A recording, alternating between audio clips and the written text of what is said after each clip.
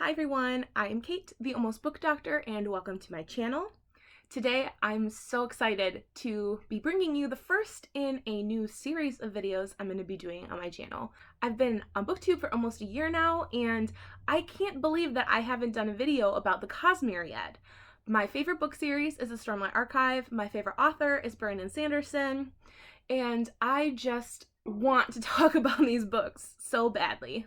And I have been playing around with this video series idea in my head for quite some time, and it is called the Science of Sanderson.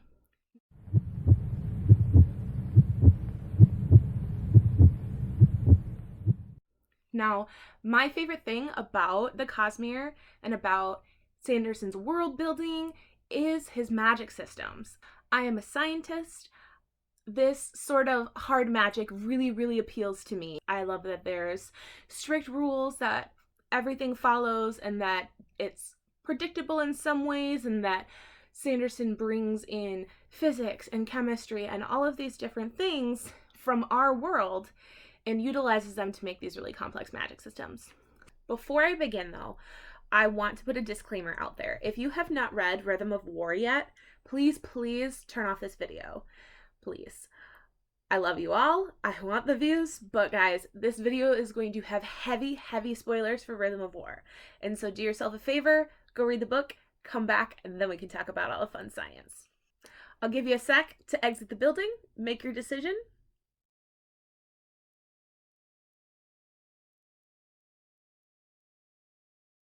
So, everyone here's read Rhythm of War.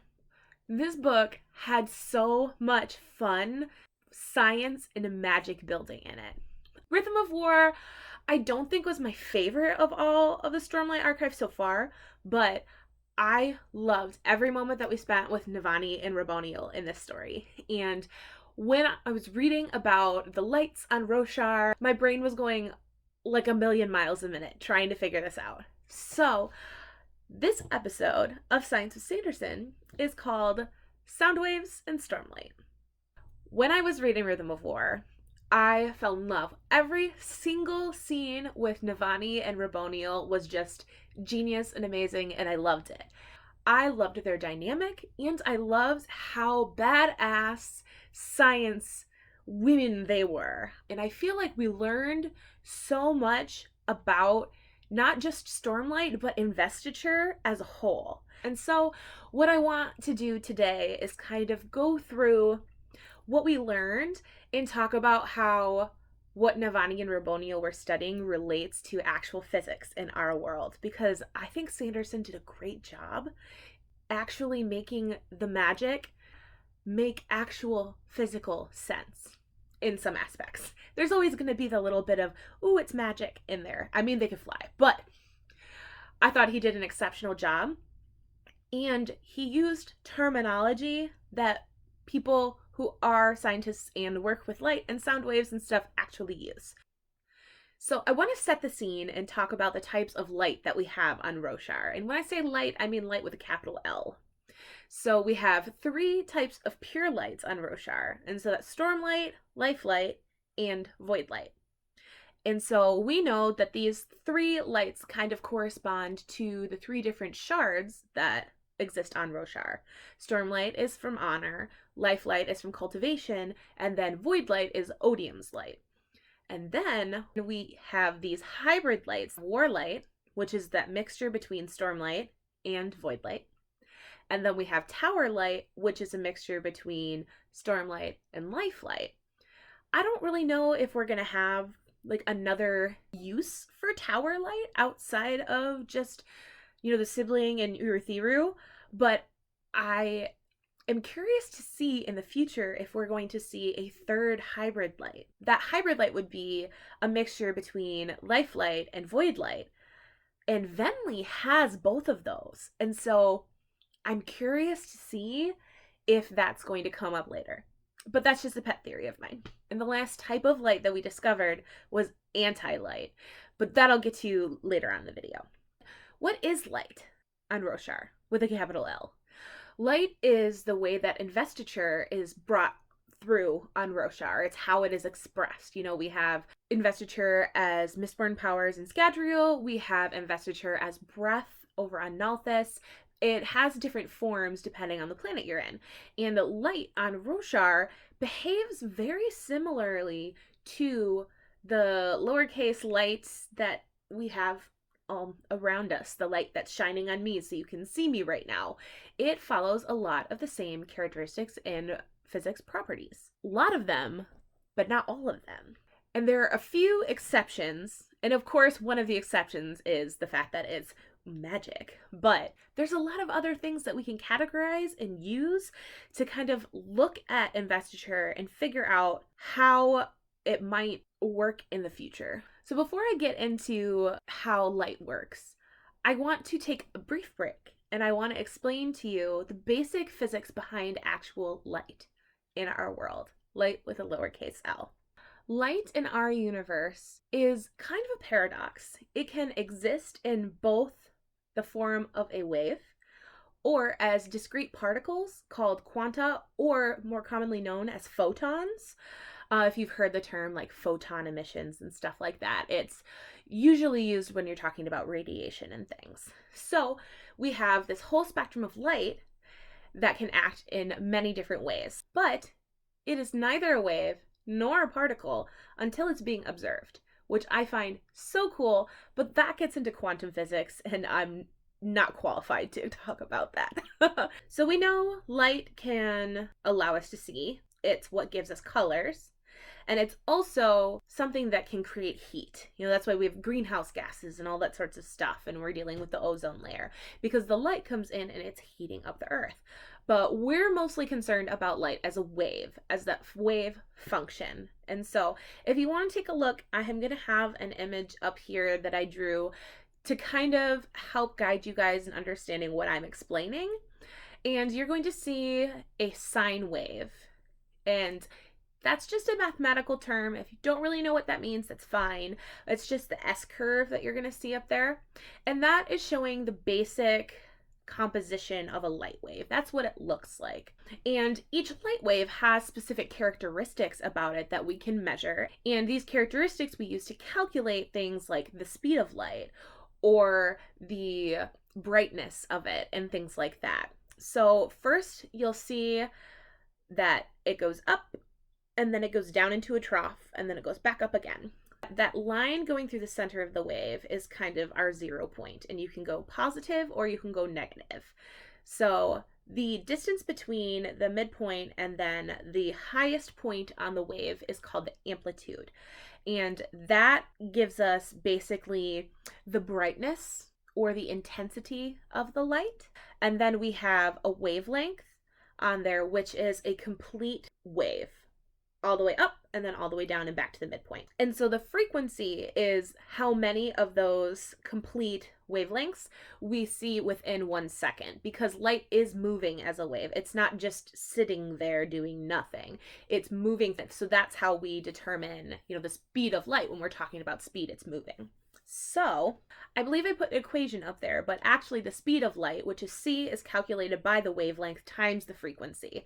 Don't worry, I'm not going to give you a pop quiz at the end of this lecture. I just think that the math is kind of cool. So that's the basic, composition of a light wave. So we have a whole spectrum of light that exists.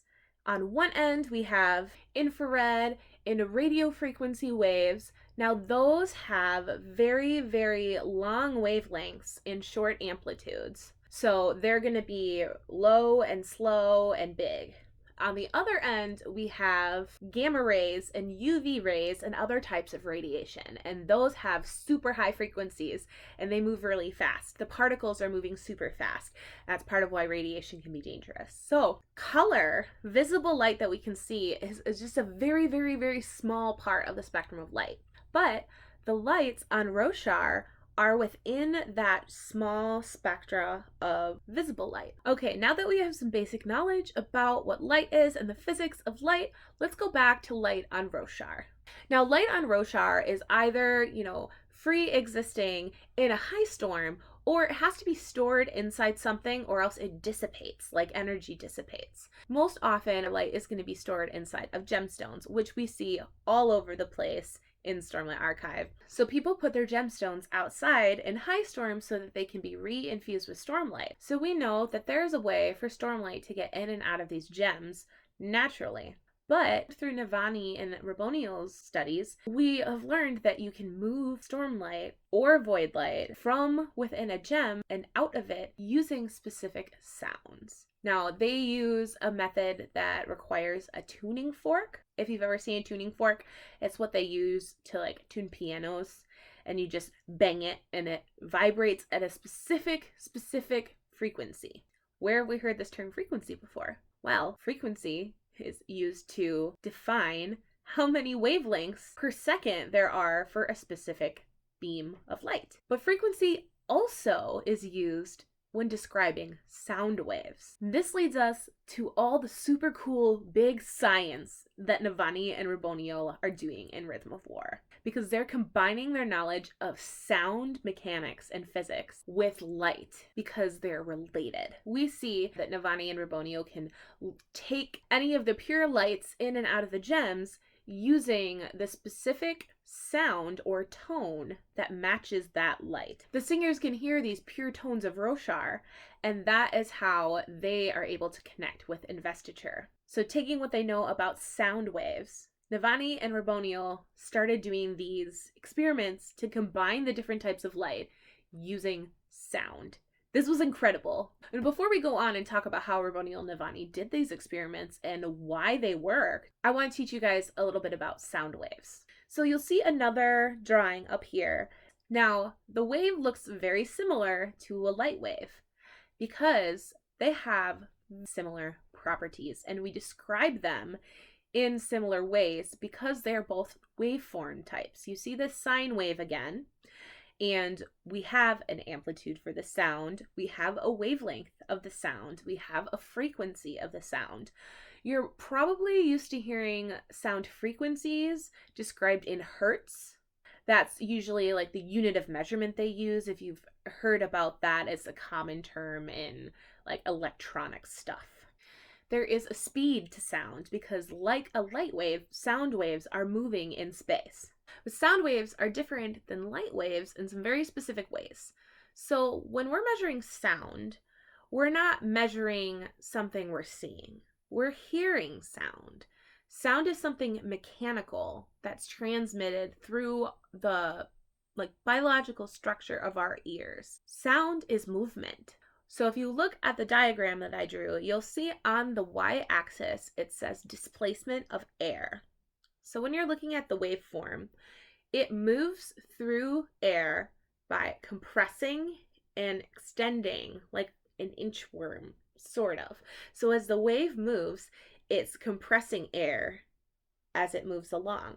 The movement of air, otherwise known as an oscillation, is what makes the actual sound. So the movement and compression of air creates physical force. That force hits our eardrums, and our eardrums send that sound through the ossicle bones in our ear into our inner ear, and that hits some very specific tiny little structures that then signal neurons that go to our brain to tell us what we're hearing.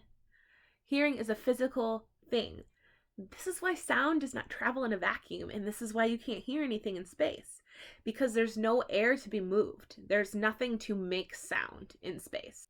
If you notice on here, wavelength and frequency are inversely related. So the length of the wave decreases as the frequency of oscillations increases. This makes logical sense, but I just wanted to make sure it was clear. So what is measured when we're measuring a sound wave is the displacement of air made by that wave. All right, back to light with a capital L. We were talking about how the scholars use tuning forks to lead light from gemstones into other gemstones. This is how they can put it in, different types of gemstones. And this is also how they, move spren and create fabrials. But that's going to be a whole other story. So how do we move the light from the gemstone into another one? or just out of the gemstone. So we strike the tuning fork and we keep it close to the gem, and then we pull it away slowly and lead the escaping stormlight or void light or life light to go wherever we want it to go. How does this work? Well, there's this thing called resonance, and resonance has to do with vibrations. So sound is oscillations in air, creates the vibrations, that's how we hear. Well, when sound hits something, it can make that thing vibrate. Have you ever been at a rock concert and you kind of just feel your body going all ah? Vibrations from the sound waves that are hitting you are causing your particles to vibrate as well. So when you strike the tuning fork and bring the sound wave from that very close to this crystalline structure, the vibrations of the tuning fork and that sound are going to hit that crystal structure and make those atoms that are holding on to this tightly packed, very specific thing vibrate at the same frequency that the sound is. This is one of the things that I can't believe Brandon Sanderson thought of, because it's so cool and it's so real. So when the sound hits the crystal, the vibrations in this gemstone make the stone vibrate. And as the atoms of the stone vibrate, it moves them in a specific way that allows that particular type of light to escape from the confines of the gemstone. Now, every physical structure in the known universe has a certain frequency that it vibrates at, characteristic and specific to that type of atom. Everything, every part of our body is vibrating at different frequencies because we're made of a bunch of different types of atoms, but we are vibrating all the time. When an atom stops moving, that's when you hit absolute zero. That's the definition of absolute zero. Negative 273 degrees is when particles cease to move at all. That's complete death. No movement. So everything is vibrating. So this makes sense. When you make the crystals vibrate at that frequency, it allows this thing to move through it. So this technique, this idea of making something vibrate to allow pores to form so something can move through it, is actually something that we utilize in real life. It's something that is exploited a lot in the medical field. Specifically, something that comes to my mind when I think about it is delivery of certain cancer drugs to patients who have brain cancer. So the blood-brain barrier is completely closed off. It doesn't let anything through the blood vessels for good reason. We don't want, bacteria or large viral particles and things getting in there and killing us, basically, because the brain is so important. But one of the problems with treating certain types of brain cancers is because we can't get the medication into the brain. The particles, the proteins and things, it's just too big. We're actually using ultrasound waves to vibrate the human body at a specific frequency that allows the blood vessels to open just enough. They're, semi-permeable membranes to move just enough to allow cancer drugs through. And then as soon as the ultrasound is turned off, that blood-brain barrier goes back intact and you're not going to be susceptible to any diseases. It's genius. And now we're seeing it used in Roshar. We know that Stormlight leaks out of these gemstones over time. If you don't use it, you lose it, But there are a few gemstones that we have seen on Roshar where the Stormlight actually doesn't leak out of them, ever. But they're called perfect gemstones. We have the King's Drop, we have Honor's Drop that I believe we have seen in the story so far. And the King's Drop is the one that Dalinar used to actually capture that one unmade who was causing all sorts of chaos and strife. These gemstones can not only hold Stormlight, they can hold the unmade and they can hold the fused. And ostensibly, they can also hold the heralds. Now, why does Stormlight not leak out of these? Well, maybe it's because these perfect gemstones have perfect crystal lattices that don't allow for vibrations to open them up at all and allow the Stormlight to leak out. This I find completely intriguing. I don't know if it's going to come up again, but I think it kind of might. So when Navani and Raboniel are doing these experiments and they're moving the light out of the gemstones and either letting it dissipate or putting it into other gemstones, they realized that you have to use a very specific tone with each of these gemstones in order to move that specific type of light. This is where the pure tones of Roshar come in. And not only are there tones, there are also rhythms. Rhythms that pretty much only the singers can hear. And you guessed it, these correspond to the shards again. Stormlight only responds to the pure tone of honor and the rhythm of honor. It's described in the book as a stately, beautiful sound. I'm imagining fanfare of trumpets and stuff if we had, a soundtrack, which it's just a tone. It's not going to be anything that crazy, but one can imagine. Lifelight is described as a stark staccato rhythm, and Voidlight is described as having a very chaotic and high frequency sound, which actually, when you think about it, goes along with the fact that it's purple, hyperviolet. Hyperviolet is on the end of the color spectrum that has higher frequencies. As Raboniel's describing these different types of sounds to Navani and they're working together, they have this light bulb moment about how to get the lights to combine together inside of one gem. They figure out how to combine these lights together using the different sounds that belong to each type of light. So we have Void Light and Stormlight and the pure tones of Odium and Honor and their rhythms coming together to make Warlight. And Navani and Raboniel had to create a new rhythm that brought together the rhythms of Honor and Odium, which they called the Rhythm of War. And they weren't able to combine that unless they had both of them together. You have to have a singer and a human in order to make Warlight. That's so cool. And in order to make Tower Light, you have to combine the pure tones of Honor and Cultivation together along with their rhythms. And this can only be accomplished now by the sibling and a bondsmith. That's why we don't really see it very much. There was a limited amount of Tower Light. And when you create Warlight and you put it inside a gemstone, you get the swirly bluish, blackish, purplish thing. And that is not only combining the sounds and the tones, it's also combining the light frequencies that come with the lights on Roshar. We have the purple that comes from Void Light, and we have the blue that comes from Stormlight. So sound and light are not discrete in this universe. In order for Navani and Raboniel to bring these lights together and bring these tones together, they are utilizing a property called interference. Now, when you were putting two sounds together, the wavelengths of sound actually combine to make something new.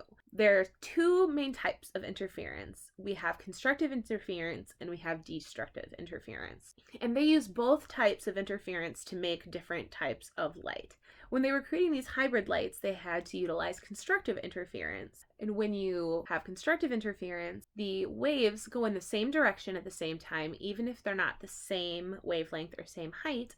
And when you combine them together, you get a higher amplitude, and so you have a larger wave. Now, specifically in Rhythm of War, they used harmony, and harmony is just when the difference between the wave amplitudes is a complete ratio. So 1/2, 1/5, 1/4. We also utilize this in music. That's why, you have chords. So when they're trying to sing together to make the Rhythm of War, they had to make sure that they were at the right pitches so they could get the right harmonies in order to combine the sounds and combine the lights. I assume the same thing is true for Tower Light. The sibling and Navani would have to sing together to mix them, and they would have to have this harmony. Now, when you have destructive interference, the waves go in different directions at different times. When you add them together, they're actually going to make a smaller wave. Because when you remember before, when we go up above the line, that's positive. When we go down below the line, it's negative. So when you're adding negatives to positives, we're going to get a lower number. So we get a smaller amplitude wave, a smaller wave in general. And often when you get destructive interference, you get dissonance, which is when you have those clashing sounds, when people play notes that are too close together on the piano, when you just kind of want to cover your ears and go, ah. We have that dissonance. Destructive interference can be partial or it can be complete destructive interference. Complete destructive interference is very unique and is something that I know you've all used in real life, because complete destructive interference is how we get noise canceling headphones. They also use destructive interference during like the wars to scramble radio signals. You can use it for many different things, but in everyday life we use complete destructive interference for noise canceling headphones because the waves are complete opposites, but exact opposites. So when you add them together, they cancel each other out. You get silence. Why do we care about complete destructive interference when it comes to these lights on Roshar? This is when anti-lights start coming into play.